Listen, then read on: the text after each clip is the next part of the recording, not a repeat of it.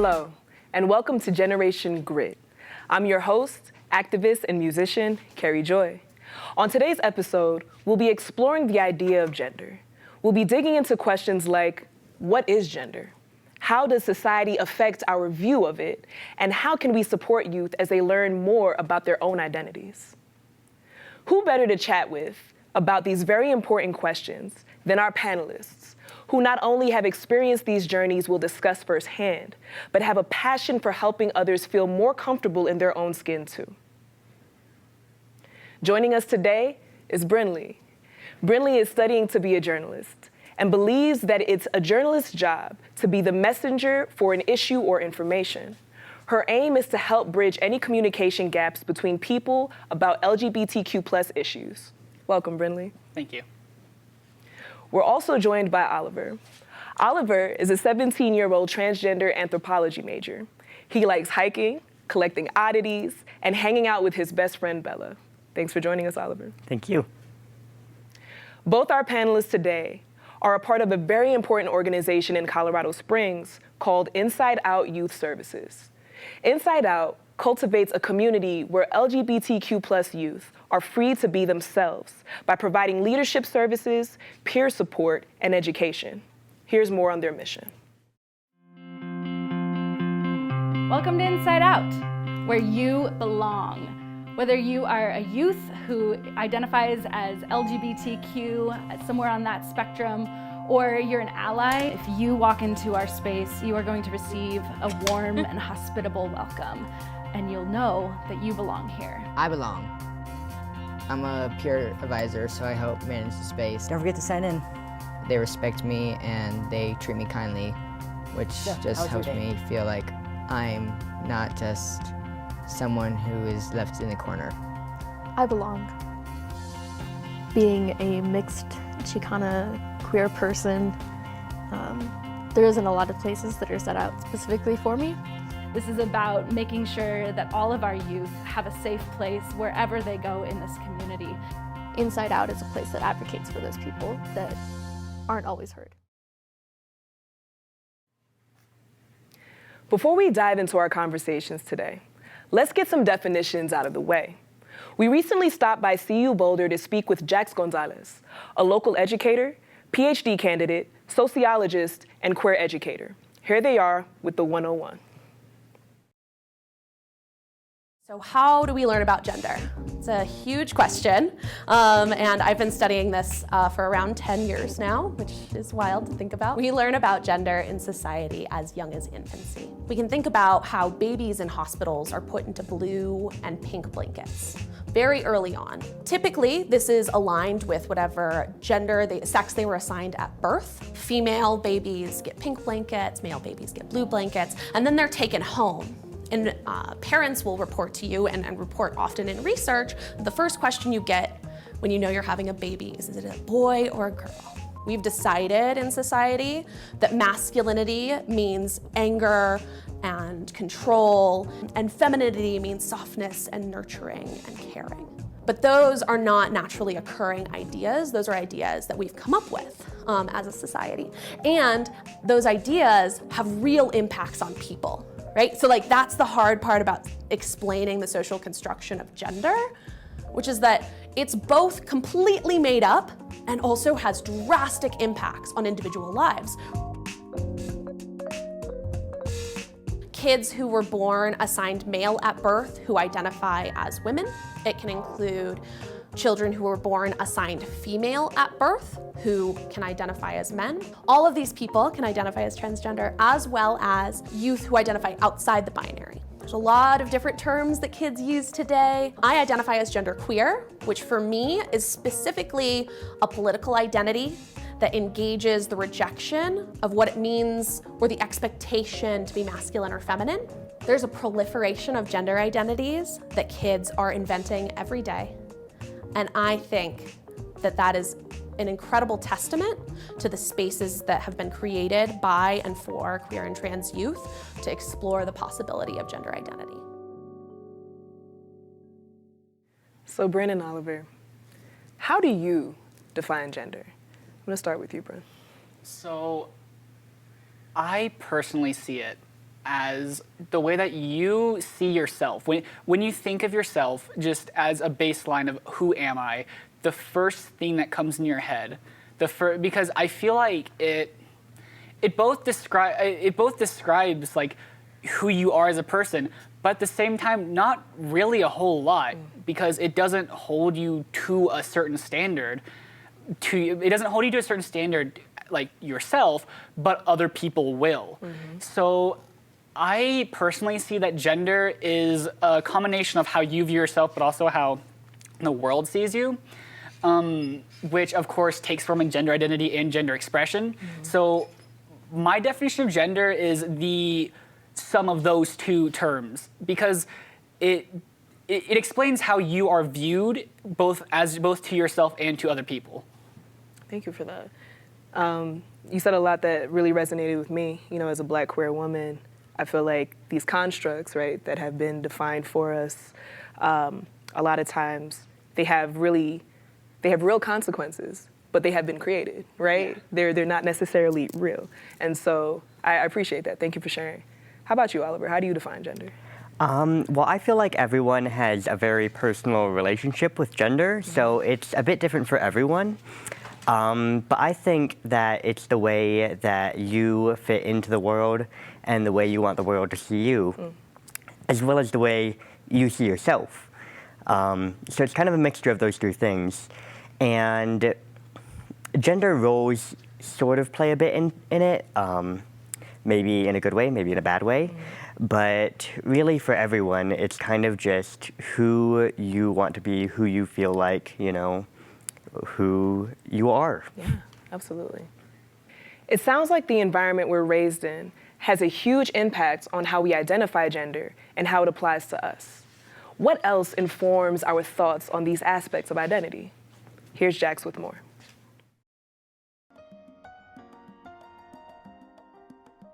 What's really interesting about the history of gender is that a lot of it is related to heterosexuality. Historically, both what we construct as feminine and what we construct as masculine has shifted a lot. A really classic example that we'll bring up is in the Victorian era, men wore heels and ruffles and the color pink.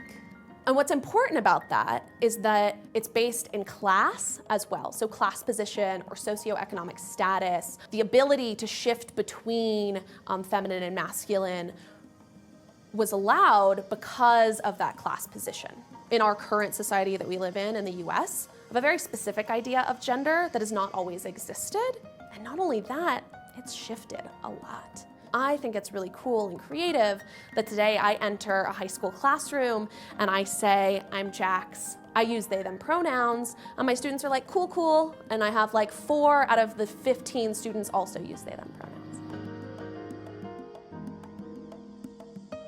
Often when I work with teachers who want to affirm their trans and queer students, they ask a lot about pronouns and bathrooms. These are 2 arenas of support for queer and trans youth that are, of course, important and also tangible. When you can use a student's pronouns, get them access to spaces that they feel affirmed in and safe in, that can be life-changing.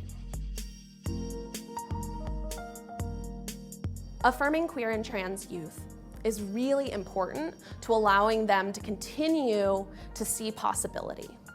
When we don't affirm queer and trans youth's identities, experiences, values, desires, we put walls up around what they think is possible. When I interact with trans youth in my classroom or trans youth in organizing events or spaces for queer and trans youth, I feel so much excitement about the fact that they're living in the body and identity that they want to be in. All right, I'm gonna start with you, Oliver. What have you been taught about gender and gender roles in your life?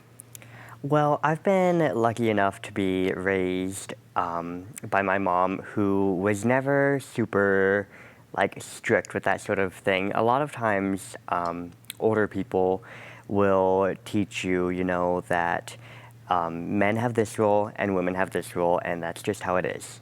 But my mom, she wasn't like that. She was super great.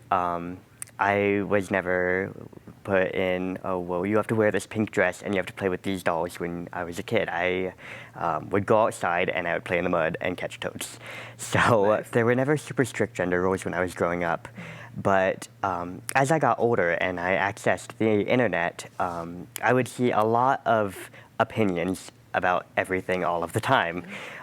So I got to see all of these opinions about gender roles from all these different sorts of people, from like, well, men are the head of the family to is gender even real sort of things. So the whole spectrum. And I think being exposed to that sort of thing has really helped me shape my own critical opinion of how I feel. It's a beautiful thing, having that opportunity and that freedom to identify who you are. Thank you for sharing. What about you, Brian? So growing up, there weren't a lot of people like around us, but the few people I was around it was usually my mom, her friends, and like my aunts, who are all very strong women. And so people would always tell me that like, oh no, the man's supposed to be the tough one and the wife's supposed to be the one who stays at home and takes care of the kids. But I never really saw that. And so it never really, I never quite understood it or knew where to go from there. And so it didn't always remain nebulous to me, but for a while I knew these ideas, but I didn't know how to apply them because I'd never seen them applied before. Maybe like my friends' parents, but I was never able to know. The idea that one person solely is supposed to be like the caretaker and the other person is supposed to solely be like the protector. I never quite understood that, because even some of my friends' parents were like, maybe like the mom would go off and work while the father would stay home and help take care of the kids.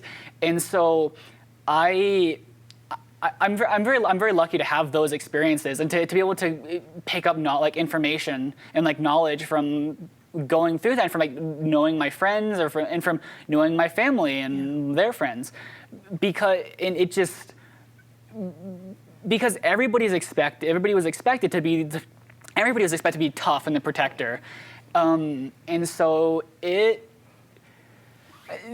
was interesting, especially as I got older and as I started knowing, getting to know more people, and I moved into areas that had more people, because then all these people all of a sudden were sticking with what I was always been told. But I never understood it, and so I never understood because I hadn't seen it before, and it always felt so weird. It always felt so weird to me, like almost uncanny, because I had heard all my life about this one thing. It's one thing that's supposed to be almost like a universal truth that I had almost never seen before. Interesting. And so that helped like shape my idea of maybe the entire concept is nebulous. Maybe that entire field just doesn't make a whole lot of sense, you know. And shortly after that, I of course I discovered the glory that is the internet, and luckily, I was more focused on just obtaining information, more so than oh hey, that looks interesting. I was pretty much a sponge, and so then like all of a sudden I had started, especially in like middle school, I saw people saying, oh no, I'm non-binary, or oh I'm transgender. And so about starting there, that was when I kind of realized, was I right? Is this entire thing just nebulous? Like, is this? And then going on from there, here I am. That's beautiful. I mean, I had a pretty stereotypical upbringing when it comes to gender identity. I grew up in a strong Jamaican immigrant household, and so the men carried the control, and the women. You're right. The women carried the strength, right? The women carried the strength. Very strong women in my household. So thank you for sharing that. There's a lot of unlearning that we had to do along the way, though, right? So do you mind sharing with us quickly about some of the unlearning that you've had to do along your journeys? One of the big things that I had to learn was that just because, and I feel like this goes for most topics, is that just because somebody either doesn't agree with you or is different from you, it doesn't mean that they're wrong or bad. It just means that they're not the exact same as you. And no person is exactly the same. So it should just be accepted that people will have differing ideas. People will have differing opinions about topics. But all we can do is just say, okay, can you tell me more? Right. Because that should be, especially like when I was like younger, around like some of my friends who did have mother takes care of kids, father takes care of work. Of course, I had never seen anything like I had rarely seen anything like it, and so instead of going, oh well, you're wrong, oh well, you're different, so I don't like you anymore. It all of a sudden hit me where I was just like, I need to know more. Like I need to figure out like what this is. Right. That's how we grow together. Yeah, of course. As people, as people, we grow from information. Yes. We grow from learning. Information can be experiences, opinions, or just facts. Yeah. And that is how we do grow as people. Absolutely. I mean, you can grow by just reading a book or by talking with people, by just absorbing information. Absolutely. What about you, Oliver? Talk about the unlearning process. Well, I feel like for any sort of topic, really, a lot of the unlearning is subconscious, you know. You're not, like, thinking directly, like, this is this, and that's not true, you know. A lot of it is just, like, growing, like you said, and learning to unlearn. And, for example, you know, when I was raised, I had the idea of male and female, these are like polar opposites, you know. There's no overlap. It's like apples and oranges, you know, very different. But in reality, you know, everyone's just people, you know. Right. And it's not like this is so very different from this, you know. Everyone has the same experiences and, you know, we're all kind of just the same in the end. We're so much more alike than we are different, right? But celebrating those differences. Yes. That's the beauty in being human, right? Yeah. So let's talk a little bit about your inspirations, people that have inspired you to really take on this journey of owning yourself, claiming yourself. Tell the people about some of your inspirations. So one of my biggest inspirations is my mother. She is one of the strongest people I do know, and she really, even at a young age, she helped guide my idea that people are just people. There's no reason that we should dislike each other, especially growing up Southern Baptist. I'm very glad she told me like people are different, but that's how we are because we are people. And in doing so, we should learn more about each other instead of shutting each other off or shunning, or instead of even just saying, "Well, you're wrong," because that is no way to either. Because even if somebody's wrong about an idea, just saying you're wrong isn't going to change them. But it's also we shut off so many ideas just because they're different. We shut off so many opinions just because they're different, and we shut out so many facts and information just because it's not what aligns perfectly with our brain. And while I do think that like it is okay to think differently than other people, of course, because everybody has their own experiences, everybody has their own life, and so people don't all think the same. So I do think that it's okay to think differently from other people, but I think that we should just learn from them, and that's why I'm very glad I had my mom, because she always encouraged me to like learn more about people, to talk to them, to learn more about their ideas and their like how they were as people. And to me that because I wasn't always able to make friends. It was always very difficult for me. So I didn't interact with people all too often when it came to like being friends, but I was still able to observe. I was still able to see, they think that. That's really interesting. I never thought of that before. I never saw that way before. Well, shout out to strong moms with open minds, right? Yeah. It's a beautiful thing. Yeah. We're gonna have to cut to our next video here real quick. We've learned a lot about the role that history has played in gender roles. So let's talk about taking power into our own hands, right? And envisioning the future that we'd like to see. In our ideal future, what role will gender play in our day-to-day lives? I'm gonna start with you, Oliver. Well, ideally, I don't think gender should play a huge role in day-to-day lives because in the end, it doesn't really have much impact on anything. And right now, the world has changed a lot from, say, 50 years ago. But a lot of the time, it's still the stay-at-home moms and the dads who go to work, and just still the very strict gender roles. And ideally, I think that, you know, if you want to be a stay-at-home dad, then that's okay. No one questions that, you know. It's also the norm, you know. And then mom can go work, and we are seeing a bit of that now, you know. But it's still kind of the outliers that do that, you know. So I'd like to see much less of that, you know, this is this and that is that. Yeah, I love that. Thank you. What about you, Bryn?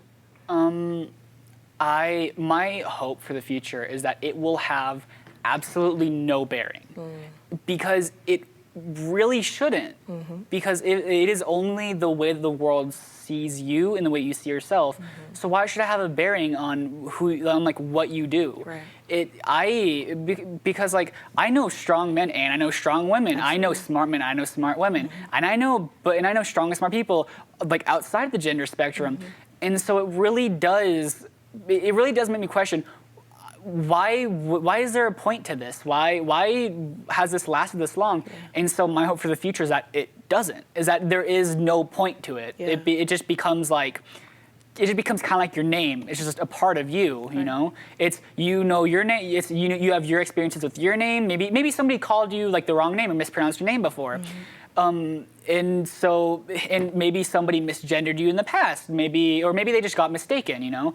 And so my hope for the future is that it becomes no different than your name. It just becomes another part of who you are. Yeah, but that it has no bearing on anything else whatsoever. I love that. Kind of tying into some of the things that we were talking about, you know, earlier in this session, how these are constructs, right? You know, because I agree with you. I would love to be in a future where, you know, the first thing that people see when they look at me is me. Not that I'm a black person, not that I might be a woman, but they see me and they want to get to know me for who I am, right? And so I'm hoping that we can operate outside of these constructs. If we created them, then we can undo them.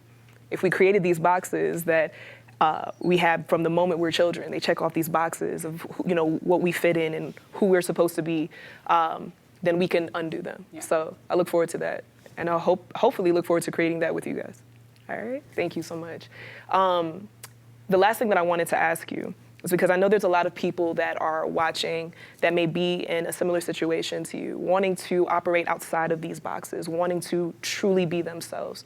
If you could take 30 seconds to just send them a message and encourage them, what would you say? So it's just, you may not be right the first time. You may not be right the second time, but I think that the path you take along the way to get to the destination is more important than the destination.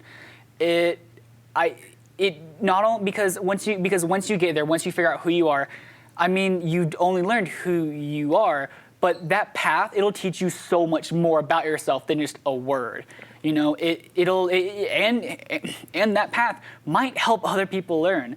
And I just want to say, be resilient. If people say anything about it, you're trying to learn about yourself, which I consider that a form of self-reflection, which is difficult. You know, it's not a lot of people can do that, and so to me, I consider that try something, and try something. Be resilient to what others say, and just you may not be right the first time, may not be right the second time, but don't worry about being right. Just focus on getting there, but not the end result, but how you get there. Stay present on the journey. Yes. I appreciate that, Bryn. What about you, Oliver?